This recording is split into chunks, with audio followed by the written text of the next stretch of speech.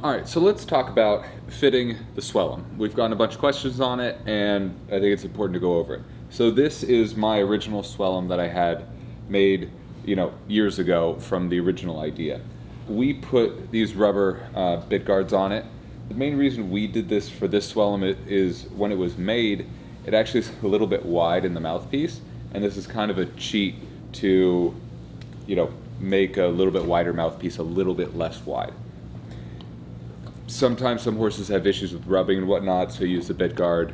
I don't use them that often, but when you need them, you put them on. It's not that big of a deal. So it fits just like any other bridle. You can see the cheek piece coming down here, fits on the top ring of the half swale ring. As for height in the mouth, similar with a lot of bits. I remember when I was originally taught, they said count 3 wrinkles, above the bit on the horse's lip, so 3 wrinkles. I think in a lot of ways that's maybe a bit tight, but that's my personal preference. If you like 3 wrinkles, go with 3 wrinkles. Or you could set it a bit lower. This is set lower, this is like 1. I know it's kind of hard to see with the bit guard. And then I always ride with this bridle with 2 reins personally, but if you want to put a converter of any kind, again, that's your personal preference, what is most comfortable to you. Some people don't really like 2 reins, some people only want 1. That's up to you. And then the chain again is a preference. You can do this is a chain wrapped in vet wrap.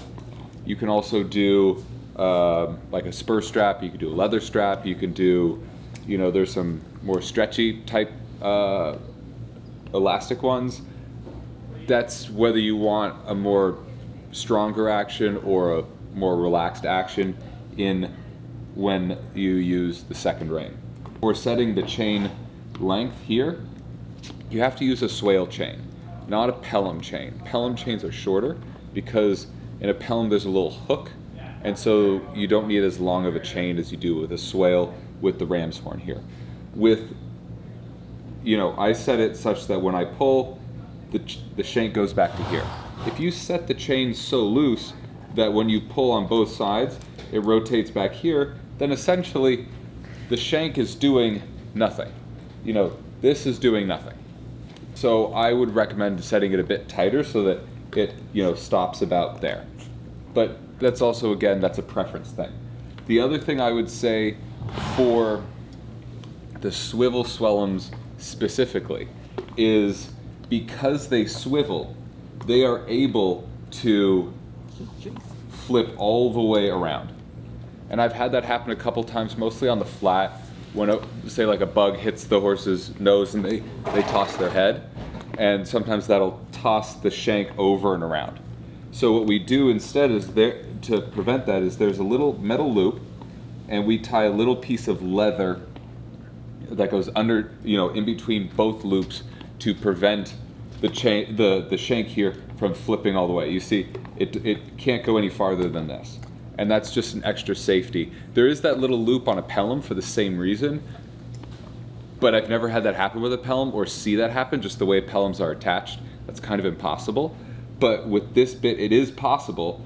Here, I'll try and make it more likely to happen for it to do this. You don't want the bit to do that while you're on course. So I adjusted the other side to allow that to happen. But when you're on, the way this leather piece is set, it prevents that. It doesn't act on the horse in any way like the chain does. It's just that extra safety net. Again, only for really the swivel versions of the Swelham. I think a good rule of thumb for your height, which is the main thing you're thinking about, is I would say just a little bit looser than you would set a Pelham, because normally you set a Pelham a little bit higher, but it's personal preference. I think 3 wrinkles is a good place to start, or maybe a little bit looser than that.